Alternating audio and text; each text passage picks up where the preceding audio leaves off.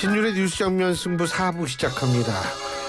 오늘 4부 이 풍문으로 들었어와 함께 시작하는 정면 맞수다인데요. 이거 보면은 그 범죄와의 전쟁 그 영화 생각난다고 매번 말씀을 드리는데 지금의 정치판과 그때의 정치판 물론 많이 순화되기는 했습니다만 근본은 크게 바뀐 것 같지 않다는 생각도 가끔 듭니다. 자, 신율의 뉴스 정면 승부 4부 정면 맞수다 시작할 텐데요. 오늘도 두 분 나와 계십니다. 한 분씩 소개해드리겠습니다. 먼저 국민의힘 김병민 전 최고위원이십니다. 안녕하세요. 예, 안녕하세요. 반갑습니다. 예, 그리고 배정호 세안대 교수 나와 계십니다. 안녕하십니까. 예. 제가 오늘 방송 시작하기 전, 4부 시작하기 전에 아까 2부에서 박지원 의원과의 인터뷰 도중에 여론조사 말씀을 하셨는데요. 그 여론조사 개요 말씀드리겠습니다.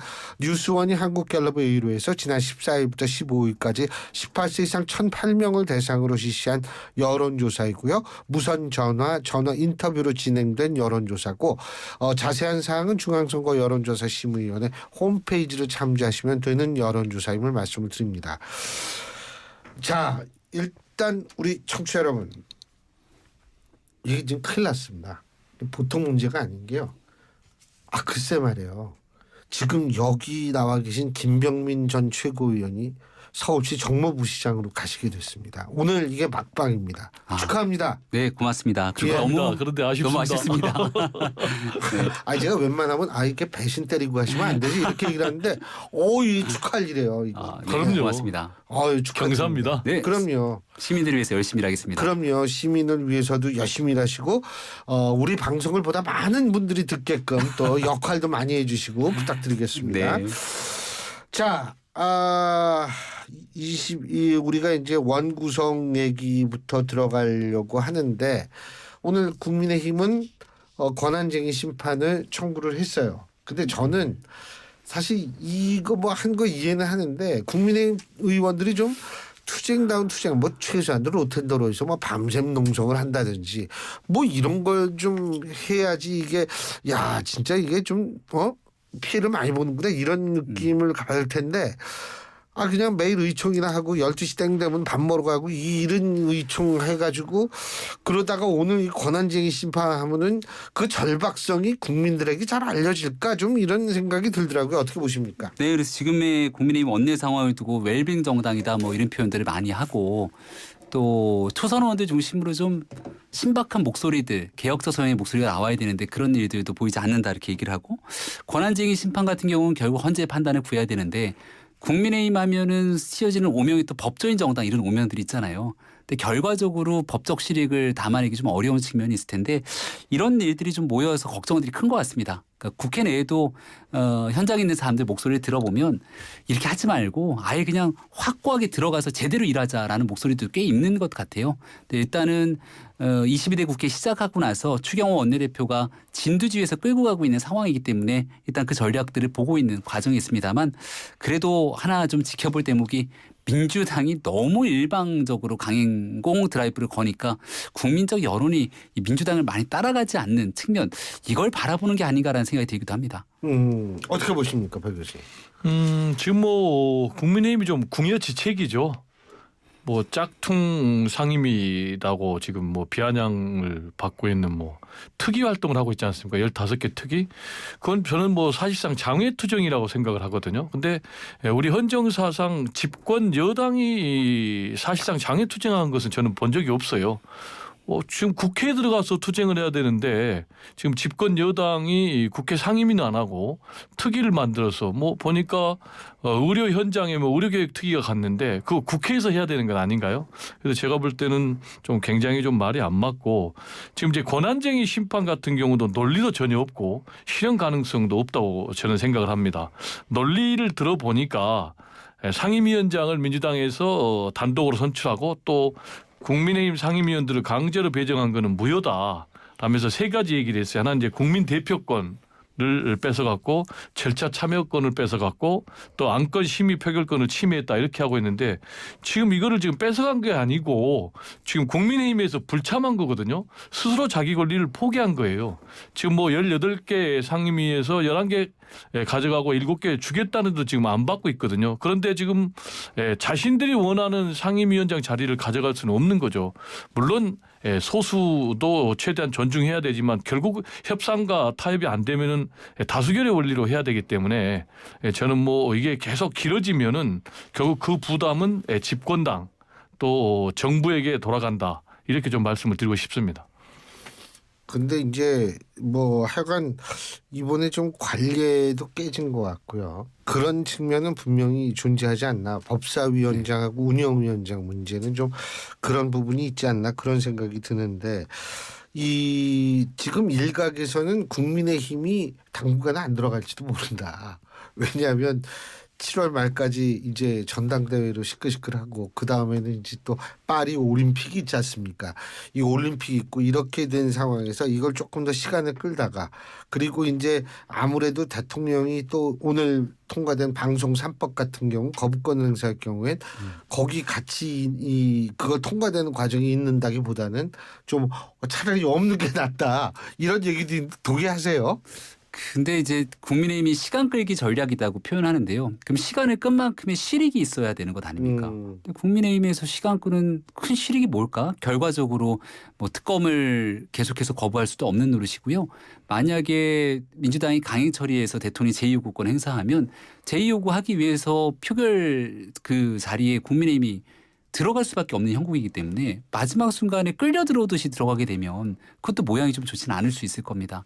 근데 지금 그래도 국민의힘이 지금 현재 보여주고 있는 상황이 있는 그대로 여실히 국민한테 노출이 되니까 일해야 되는 국회가 일은 안 하고 반쪽짜리 국회가 열리는데 반쪽짜리 국회가 열려서 표결하게 되는 내용들이 전부 민주당이 여야 합의 없이 일방적으로 강공 처리하게 되는 강성 법안들이 줄지어 있다는 겁니다. 그래서 이 내용들을 쭉 지켜보면서 이재명 대표의 사법리스크가 또 얽혀 있기도 한 과정이 있기 때문에 국민들이 이런 민주당의 일방적 국회가 좋은 모습인가 이게 이제 결국 여론에 반영될 거거든요. 그래서 국민의힘이 적은 의석으로 뭔가 효과적이거나 효율적인 투쟁에 나서진 못하고 있지만 또 민주당의 현재 좀 너무 막 나가는 모습들이 국민의힘에 여과 없이 보여지면서 그건 이제 국민들께서 분명히 평가할 몫으로 다가올 거라고 생각합니다. 뭐 저는 그런 논리는 말은 할 수 있지만 현실은 부정할 수 없어요. 왜냐하면은 결국 총선에서 참패를 했기 때문에 야권이 192석 가져가고 지금 국민의힘이 108석을 가지고 있기 때문에 지금 계속 끌려가는 거거든요. 근데 이걸 가지고 우리를 배제하냐 존중 안 해주냐 그렇게 따지면 뒤집어서 그러면 시험 잘 봤어야 되는 거예요. 그 논리 가지고 제가 볼 때는 다른 거를 정당할 수는 없고 제가 국민의힘이라면 저는 차라리 이런 전략이 더 나을 것 같아요. 지금 문제는 법사위잖아요. 지금 이제 국민의힘 같은 경우 법사위원장 자리를 차지하겠다는 이유가 결국 법사위원장 자리를 차지해가지고 모든 법안을 다 맡겠다는 거 아니겠습니까? 대표적인 게 특검 법안. 그렇죠. 근데 반대로 또 민주당 같은 경우는 법사위원장 자리를 차지해가지고 특검법을 통과시켜서 강력하게 밀어붙이겠다는 거 아니겠습니까? 이게 다 여든 야든 대권 전략하고 연결되어 있는 거기 때문에 지금 이제 국민의힘 같은 경우는 특검 법안이 통과되면 계속 밀리고 그러면 식물 대통령 되고 지방선거 패배하고 대선 패배한다. 그렇기 때문에 반대하는 거고 또 민주당 같은 경우는 그렇기 때문에 이걸 꼭 가져가야 되겠다는 거고 그러면 제가 국민의힘의 원내대표라면 저는 차라리 이런 조건을 걸고 들어갈 것 같아요. 어떤 조건이냐. 지금 법사위가 문제잖아요. 그러면 법사위를 고쳐야 되잖아요. 개혁을 해야 되잖아요. 이전에 21대 국회에서도 김진표 국회의장이 법사위 개혁안을 발의를 했잖아요. 근데 이런 건 안 하고 계속해서 입장만 바뀌면 자기가 가져가겠다는 거잖아요. 방송법도 마찬가지고. 그래서 이런 근본적인 문제를 개혁하겠다는 것을 조건을 걸어가지고 제가 볼 때는 상임위 배분은 뭐 협상을 해서 소수니까 좀 끌려가고 손해 볼 수밖에 없는 거죠. 이런 전략이 더 낫지 않나 저는 좀 그런 생각이 듭니다. 하간 뭐 이 법사위 운영위 이 부분에 대해서 그러니까 지금 뭐 자구수정이란 이런 걸 좀 분리시키자 이 말씀이신 것 같은데 그것도 그죠? 있고 이제 기본적으로 법사위에서 심의를 하잖아요. 법사위에서 법안 심의까지 하면 안 되는 거죠. 알겠습니다. 여쭤볼 게 많아가지고. 근데 어떻게 한 가지만 더 우원식 의장은 잘하고 있어요? 어떻게 평가하세요? 우원식 의장에 대한 우려가 처음에 민주당 강성 지지층들 사이에 꽤 많았는데 예. 그 시간표에 따라 착착착 움직이니까 남자 추미애다 뭐 이런 표현들까지 나온다는 것 아닙니까? 근데 네. 그게 우원식 의장이 정치활동 해왔던 내내 합리적으로 또 을지로위원회 등 어렵고 힘든 약자들을 위해서 정치해왔다는 본인의 정치 업적의 사실 마지막이 국회의장인데 그렇게 자랑스러운 평가는 아닐 거라고 생각을 합니다. 그러니까 지금 일단은 강성 지지층들 등에 떠밀리듯이 열차는 출발시켰는데 이걸 여야 간의 합의를 마지막 끌어내지 못하고 마지막 종착지까지 계속 달려가게 된다면 그럼 추미애 의원이 보여줬던 굉장히 강성적인 측면 중도층들이 외면해받게 되는 그런 정치랑 똑같은 사람이라는 걸 인정받게 되는 거거든요. 그래서 우원식 의장도 어떻게든 마지막 순간까지 합의 정신대로 좀 가져가기 위한 노력들 이런 고심을 안 할 수가 없을 거라고 봅니다. 네. 뭐 우원식 의장 입장에서는 제가 볼 때 뭐 선택의 여지는 없을 것 같아요. 최대한 국회를 합의에 의해서 원만하게 처리를 해야 되는데 지금 아까도 말씀드렸지만 법사위는 어느 쪽도 양보가 안 되는 그런 상황이거든요. 그러면 계속해서 지금 정상적인 원구성은 안 되는 거예요. 그러면 결단을 내려야 되거든요. 그래서 지금 뭐 우원식 국회의장 같은 경우는 6월은 넘길 수 없다라는 이제 마지노선을 계속해서 얘기를 하고 있는데 우원식 의장 입장에서는 뭐 그 원칙대로 밀고 갈 것으로 저는 이제 그렇게 보여지고 다만 이제 그런 결과에 대해서 책임을 져야 되는 거 아니겠습니까? 그럼 우원식 의장도 책임을 져야 되지만 민주당도 책임을 져야 되고 그리고 또 국민의힘도 책임을 져야 되고 근데 이제 국민의힘 같은 경우는 지난 21대 국회 같은 경우에 18개 상임위원장 자리를 다 넘겨주고 그래가지고 정권을 우리가 가져왔다라는 전략을 가지고 이번에 또 할 경우에 그게 과연 먹히겠는가? 저는 안 먹힌다고 보거든요. 왜냐? 4월 10일 총선에서 이미 심판을 받았잖아요. 저는 궁금한 게요. 11대 7 이거 강조하는데 그건 뭐 거기에 이견다는 사람은 없는 것 같아요. 우원식 의장이 계속 11대 7을 그렇죠. 얘기하는데 핵심은 뭐냐면 11개를 왜 먼저 가져갔느냐. 국회법 지키겠다고 얘기를 했는데 그렇다면 지금 7개 못해가지고 원구성 못하고 있는 건 국회법 잘 지키는 거냐. 첫째 저는 그게 궁금하고 둘째는 뭐냐면 11개를 가져간 뭘 기준으로 11개를 가져갔느냐. 저는 사실 이게 궁금하거든요. 근데 자꾸 11대 7 아이고 이 국민의힘 찍은 유권자도 우리가 이거는 전 좀 헷갈려요. 어떻게 보세요?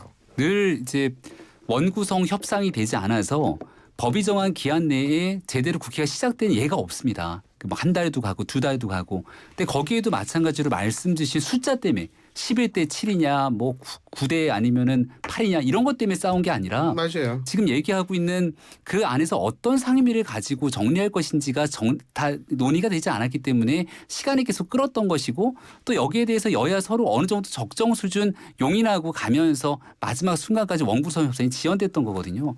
그럼 지금 나오고 있는 핵심적인 논리는 법사위가 국회의장을 갖고 있는 정당이 법사위까지 가져가겠다. 더군다나 여기에 운영위까지 모든 걸 독식하겠다라고 민주당이 강공 드라이브를 거니 이건 국민의힘이랑 협상하고 협치 정치를 하지 말자는 거로도 비춰질 수 있습니다. 거기다가 국민의힘이 주장했던 과방위에까지 최민희 위원장을 내정하면서 지금 강성 법안들이 줄줄이 처리 통과시키는 모습을 보니까 이 정도의 상황이라면 국회 자체를 사실상 무력화시키고 민주당이 일방적인 숫자의 힘으로 끌고 가겠다 이렇게 볼 수밖에 없기 때문에 민주당도 마지막 순간에 협치를 위한 국민의힘의 마지막 공간은 좀 열어줄 필요가 있다는 것 이게 이제 마지막 우원식 의장의 역할이지 않을까 싶습니다. 네. 지금 이제 말씀하신 게 두 가지잖아요. 시한의 문제하고 배분의 문제인데 배분의 문제는 의석수 기준으로 배분하면은 이제 11대 7이에요. 7이죠. 그거 가지고 아무도 이해 안 그러니까 되네요. 그죠? 그러면 이제 시한의 문제인데 법정 시한은 6월 7일까지 해야 되는 거예요. 10일. 예. 그죠?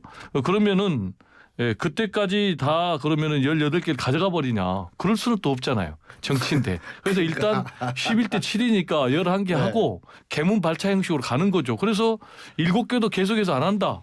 그러면 또 이제 뭐 민주당이 선택하고 우원식 의장도 선택하고 아까 말씀드린 대로 그 결과에 대해서는 정치적인 책임을 국민 유권자들이 묻겠죠. 자, 그 얘기는 여기까지 하고 제일 재미있는 거라기보다는 어쨌든 흥미진진한 전당대회. 전당대회가 좋죠. 국민의힘 전당대회. 어디하니냐? 어대하니냐? 뭐 아까 박지원 의원께서는 어대하니 아니라 나경원 의원이 될 것이다. 예언을 하셨어요. 어떻게 보십니까? 뚜껑은 열어봐야 알고 또 이 공이 둥근 건 결국은 선거나 뭐 축구도 마찬가지입니다만 마지막 순간까지 가봐야 아는 것 아니겠습니까? 여론조사 지표상으로 보면 한동훈 위원장이 압도적인 건 부인할 수가 없을 겁니다. 나머지의 여론조사 지표가 거의 잘 안 잡히는데 문제는 이 전당대회 룰이 8대2라는 거죠. 당원 투표가 8 그리고 여론조사가 2. 여기에 숨어져 있는 맹점이 뭐가 있냐면 우리 당의 구성원이 영남이 압도적으로 많습니다. 그 당원 투표라는 건 여기 당원이 그 직접 투표를 하는 거예요. 그 여론조사는 이게 당원 숫자만큼 배분해 갖고 조사에 돌리는 게 아니라 그냥 인구 비중대로 돌려갖고 여론조사를 하기 때문에 지금 있는 영남 당원들 등에 대한 표심들이 있는 그대로 다 포집이 되지가 않습니다. 그래서 과거 이준석, 나경원 두 정치인이 붙었던 전당대회에서도 여론조사에서는 심각한 차이가 벌어졌거든요. 근데 당원 투표에서 또 압도적으로 가져가니까 마지막에 비등비등한 차이가 난다는 거죠. 그래서 그때 상황이 7대3이었으니까 지금은 8대2여서 마지막까지 가면 또 모르는 것 아니냐 이런 주장들을 하는 건데요. 그런데 여기서 놓치지 말아야 될 것은 그럼 당원은 압도적으로 반 한동훈이냐. 근데 당원들 중에 또 상당수가 한동훈 위원장에게 호감을 갖고 있는 사람들이 많아서 이게 과연 저는 한동훈 위원장에게 갖고 있는 기대감을 한동훈 위원장이 잘 펼치냐 못 펼치냐에 대한 게임인 것이지 지금 그것보다 다른 변수들이 심각하게 남아있다고 보기 좀 어려움이 있지 않나 싶습니다. 한동훈 위원장 되면 땡큐라고 그 민주당에서 얘기들 많이 나오는데 그렇게 생각하세요? 한동훈 위원장 되면은 땡큐는 맞는 것 같아요. 왜요? 왜냐하면 첫 번째로는 이미 이 전투력이 검증이 됐잖아요. 총선에서 뭐 참패 나는 성적 아니면은 뭐 좋은 성적을 못 거뒀기 때문에. 그리고 두 번째 더 결정적인 거는 한동훈 위원장이 검사 출신이잖아요. 근데 우리 정권이 윤석열 대통령 검사 출신 한 명 했는데 또 예. 검사 출신 하겠습니까? 그런 국민이 아니고 더구나 윤석열 대통령이 검찰총장 하다가 바로 정계에 들어와가지고 대통령까지 된 데는 결정적인 이유는 제가 볼 때는 문재인 대통령의 부동산 정책이 실패했고 그리고 또 하나는 윤석열 대통령 후보가 내세웠던 공정, 정의, 상식. 근데 지금 보면은 제가 볼 때는 완전히 반공정, 반정의, 반상식 이런 지금 뭐 프레임에 완전히 잡혀 있거든요. 그렇기 때문에 저는 뭐 한동훈 위원장이 당 대표가 돼서 당권을 쥐고 또 직행해서 대선 후보가 된다면 민주당 입장에서는 땡큐 같고 그다음에 나경원 대표가 만약에 나와도 땡큐 같아요. 나경원 굉장히 감사한 마음으로 사시는 거네요, 그러니까. 그렇죠. 왜냐 민주당이 지금 그 두 분은 다 감사할 것 같아요. 오히려 지금 뭐 서울 지금 뭐 시장으로 하고 있는 뭐 오세훈 대통령 후보가 나온다면 좀 강력한 주자가 될 것 같은데 자 그러면은 과연 누가 되느냐 나경원이냐 아니면은 어대한이냐. 제가 볼 때는 결국 어대한이다. 왜냐 그 이유는 아무리 뭐 영남표가 결집한다 해도 결국은 당원들이잖아요. 그분들도. 그래서 뭐 친윤이 결집한다고 해도 국회의원들, 지역위원장들이 이 당원들 다 쥐락펴락 못하는데 아까 이제 갤럽에 보면은 59대 10이란 말이에요. 그러면은 이게 6배나 차이가 난단 말이에요. 그거는 제가 오늘 그래서 4부에 얘기한 거예요. 2부에서 두 번 안 하려고 아까 제가 말씀드렸습니다. 네. 예, 말씀하세요. 이 차이는 도저히 극복이 안 된다. 그래서 저는 뭐 천하람 원내대표 같은 경우도 개혁신당 안 될 가능성이 높다. 박지원 의원 같은 경우는 아예 뭐 안 된다고 했지만 제가 볼 때는 그래도 결국은 어대한이다. 또 가장 결정적인 이유는 민주당이 어대의 명이거든요. 그러면 이 어대명에 가장 맞설 수 있는 사람은 누구냐. 이거는 어대한이다. 그래서 어대명이 어대한을 부르기 때문에 저는 이변은 없을 것이다. 이렇게 전망을 합니다. 근데 제가 궁금한 게 어대명이면 어대한이 아니라 어대훈이라고 그래야 되는 거 아니에요? 어대훈 하면 또 우리 당의 오세훈. 아, 그렇구나. 바로 또 예비 정부 시장. 그렇군요. 예. 부시장이 맞아요. 훈이 두 그 명이 생각을 있습니다. 못했네. 훈이 두 명이네요. 아, 그래서 그렇구나. 아, 근데 네. 근데 확실한 건 네. 어대한 얘기하는데 나경원 대표가 출격한다 이렇게 만약 그 칼을 갈고 나오면 만만한 게임이 되진 않을 겁니다. 그렇죠. 예, 꽤 아마 나경원 대표도 오랫동안 활동했던 저력이 맞아요. 있고 당원들이 당신들을 잡고 있기 때문에 정말 긴장하고 붙어야 될 거예요. 만약 네. 나경원 대표가 나오지 않았으면 어대한 분위기가 꽤 강하게 그냥 쉽게 전당대회에 갔겠지만 이제 그렇게 되면 전략상의 여러 가지 고민들이 이제 필요하겠죠. 여기서 이제 하나 관전 포인트가요. 그 말에는 100% 공감하는데 최고위원이 누가 되느냐가 굉장히 중요하거든요. 맞아요. 네, 그래서 나경원 만약에 나온다면 후보를 중심으로 친윤이 결집해가지고 제가 볼 땐 최고위원을 최대한 많이 집어넣어가지고 한동훈 만약에 된다면 대표를 견제하는 그런 전략도 지금 준비하고 있다라는 분석이 나오고 있습니다. 아니 그래서 또 한동훈 전 위원장 쪽에서는 자기 가까운 사람들 많이 저 최고위원 시키려고 그런다는 거 아니에요. 그럼요. 그게 흥행 면에선 제가 볼 때는 굉장히 도움이 많이 될 거예요. 보통 대표 선거에 많이 초점이 가는데 이게 이제 전략의 수정이 필요하다는 얘기가요.